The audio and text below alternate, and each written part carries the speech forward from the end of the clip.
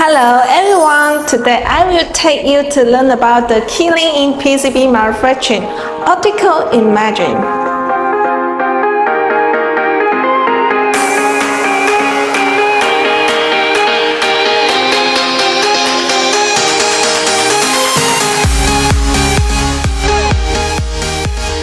Remove the gray, dark, and other pollutant on the surface of the copper foil to keep the foil clean. Increase the microscopic roughness of the copper surface through chemical micro-etching to improve the adhesions of the dry film.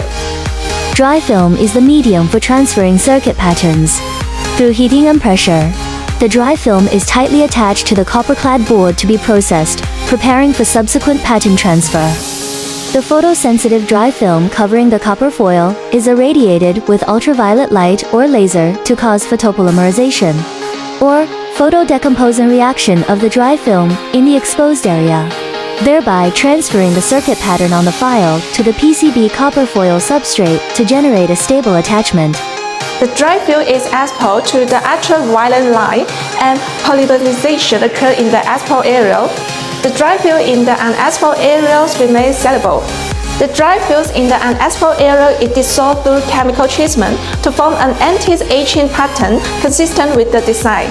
The process of calibrating the regions pattern into a physical circuit. By etching the copper surface without dry film color etch using oxygen and the etching spreader. The occurrences of etching determine the conductivity and signal integrity of the PCB circuits.